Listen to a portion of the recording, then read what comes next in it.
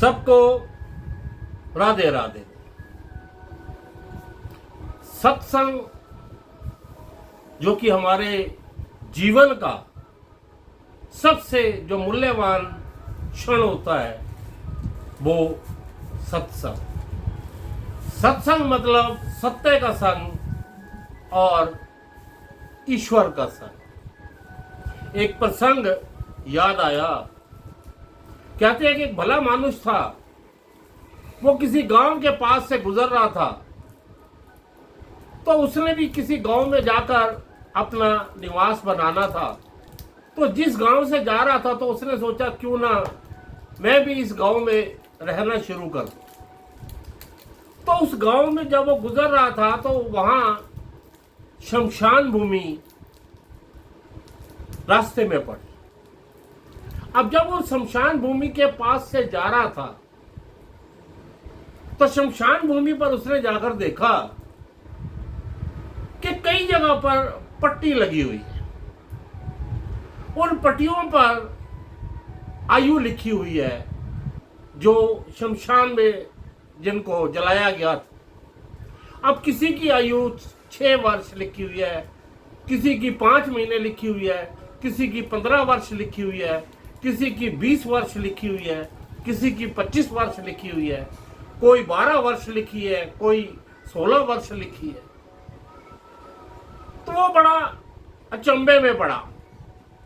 वो कहता है कि शायद ये जो गांव है ना, इस गांव के अंदर लगता है कि लोग जल्दी मृत्यु को प्राप्त हो जाते हैं, क्योंकि मृत्यु को प्राप्त होने के बाद जिस हिसाब से इन्होंने यहाँ पर अपनी अपनी आयु इनकी जो चले गए उनकी लिखी है, तो इसका मतलब ये अकाल मृत्यु में मरते हैं। तो वो वहां पर गया गांव में, तो गांव के लोगों से जैसे जाकर मिला तो उन गांव वालों ने भी उसकी खूब आवाभगत की, उसको मान सम्मान दिया और कहा कि तुम अब यहां रहा करो। अब वो उस गांव में रहने लगा। अब रहने तो लगा, लेकिन अंदर मन से वो डर रहा था कि यहां पर इस गांव में रहने से लगता है कि आदमी जल्दी मर जाता है। तो कुछ दिन बीते, वो वहां से उसने कहा कि अगर ऐसी बात है तो मैं इस गांव में नहीं रहूंगा, क्योंकि उसके मन में भय था। अब जब जाने लगा सुबह, तो उसने कहा भी मैं ये गांव छोड़कर जा रहा हूं। तो गांव के लोग बड़े भले मानस थे। उन्होंने कहा कि ऐसा क्यों जी, अभी कुछ दिन तो हुए कि आप यहाँ आए और यहाँ रह रहे हो, क्या हमसे कोई गलती हुई? क्या हमने आपकी कोई आवाभगत नहीं की? तो आप ये गांव छोड़कर क्यों जाना चाहते? तो उस भले मानस ने कहा नहीं, ऐसा नहीं है, लेकिन मेरे मन में एक भय है। वो भय ऐसा है, क्या है? तो उसने जो उसके मन में बात थी कि वो ये बता दी कि मुझे लगता है कि तुम्हारे इस गांव के अंदर लोग जल्दी मर जाते हैं। उसने कहा, गांव वालों ने पूछा ऐसा क्यों? तो उसने कहा कि मैं उस दिन जिस दिन पहली बार आया गांव के में, तो शमशान भूमि पर मैंने वहां पर पट्टियां लगी देखी, जिसमें किसी की आयु, हर किसी की आयु, किसी की कुछ, लेकिन बहुत कम उसमें लिखी। तो गांव वाले बोले ऐसा नहीं है। अब आप हमारे बीच में देखो, कोई 70 साल का भी है, कोई 80 साल का भी है, कोई 90 साल का है, कोई 95 साल का है। अगर ऐसे यहाँ इस गांव में जल्दी मर जाते तो फिर तो ये इतने बूढ़े ये यहाँ पर ना होते। फिर गांव वालों के एक जो उनमें एक मेन जो गांव का वो था, तो उसने बताया कि ऐसा नहीं है, हम लोग जो हैं पूरे गांव वाले सबसे पहले तो इकट्ठे रहते हैं। दूसरा, फिर हमने यहाँ पर हमेशा शुरू से लेकर आज तक सत्संग का एक प्रोग्राम बनाते हैं। हम सब मिलकर बैठकर सत्संग करते हैं। उस सत्संग के अंदर जब होने के बाद सब अपने अपने घर जाते हैं, और सोने से पहले जब हम सोने जाते हैं ना, तो हम सब ने अपनी अपनी एक डायरी बनाई हुई है। उस डायरी के अंदर हम वो समय नोट कर दे लेते हैं कि हमने उस सत्संग में कितना समय लगाया, कितना समय हमने बैठ के सत्संग किया। और जब ये रोज का रूटीन है हमारा, अब जब उसमें से कोई इंसान गांव में से मर जाता है, तो उसकी वो डायरी निकाल कर वो जितना समय लिखा होता है उसके सत्संग का, वो हम उसको टोटल करके, उसको घंटों में परिवर्तित करके, जो दिनों के हिसाब से वो लिख देते हैं कि ये इतने साल जिया। क्योंकि बाकी जो हमारे रोज का जो दिनचर्या है, नहाना धोना, खाना पीना, काम पे जाना, ये करना वो करना, वो सब निस्वार्थ है, सब बेकार है। सत्संग में जो हमने समय दिया वही हमारे जीवन का समय है, क्योंकि हमने उस ईश्वर को, ईश्वर के नाम जपने को कितना समय दिया, वही हमारे जीवन का एक मूल्यवान समय है। कहते हैं ना कि जीवन का सार वैसे भी भक्ति है, और भक्ति का सार क्या है? मेरा ईश्वर।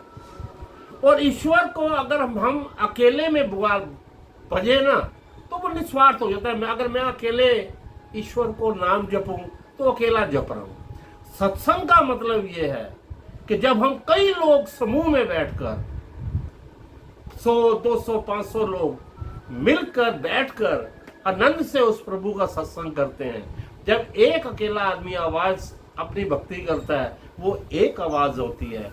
जब 500 लोग बैठकर सत्संग करते हैं तो वो सत्संग हो जाता है, और उस 500 आवाजों को जब इकट्ठा प्रभु को पुकारा जाता है तो वो परमात्मा, मेरा ईश्वर, मेरा भगवान, उस सत्संग में श्रद्धा से अगर करोगे तो जरूर आता। तो वही समय हमारा जो है, हम जैसे जैसे जिसको जिसने समय दिया, हम जब वो मरता है उसकी उस पट्टी पे लिख देते हैं। और इसीलिए आप सबसे भी यही कहना चाहता हूँ, हमारे संसार में जब हम आए हैं, बाकी तो सारे काम जो पशु पक्षी भी करते हैं, हम भी करते हैं, हम सबका बराबर एक हिसाब है, लेकिन पशु पक्षी सत्संग नहीं कर सकते। हम लोग आपस में सब मिलकर बैठकर भगवान की बंदगी कर सकते हैं, भगवान का सत्संग कर सकते हैं। और वही सत्संग में बैठा जब हमारा वो समय, वही वहां पर लिखा जाएगा। यहाँ हमने चाहे करोड़ों रुपए कमाए, करोड़ों जमीनें बनाई, कुछ भी करा, वो सब बेकार निष्फल है। सत्संग में दिया समय वही आपका लिखा जाएगा। और इसीलिए आप सबसे भी यही अनुरोध करता हूँ कि सत्य का संग समझो सत्संग, और सत्संग का मतलब कि ईश्वर का संग। जहां आप बैठकर सत्संग करोगे वहां ईश्वर जरूर विराजमान होंगे, जरूर आएंगे।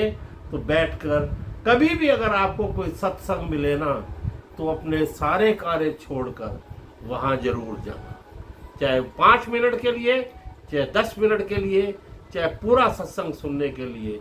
क्योंकि सत्संग के अंदर यमराज को भी अथॉरिटी नहीं है और सत्संग में जाने की इतनी पावर होती है सत्संग के अंदर। तो कभी भी सत्संग में अगर आपको कोई बुलाए तो जरूर जाओ, प्रभु का नाम सब मिलकर बैठकर गाओ, उसी को सत्संग कहते हैं। खुद भी जाओ, अपने बच्चों को भी ले जाओ, अपने परिवार को भी ले जाओ, फिर देखो वो सत्संग क्या रूप दिखाता है आपके परिवार के लिए। आपको कोई कमी नहीं होगी, सदा प्रभु आपके संग रहेंगे। और क्योंकि कहते हैं ना कि सत्संग शाम से मिलने का, सत्संग ही बहाना है, शाम से मिलने का, सत्संग ही बहाना है। गोकुल में ढूंढा तुझे, मथुरा में पाया है। हो गोकुल में ढूंढा तुझे, मथुरा में पाया है। वृंदावन की गलियों में मेरे शाम का ठिकाना है। शाम से मिलने का सत्संग ही बहाना है।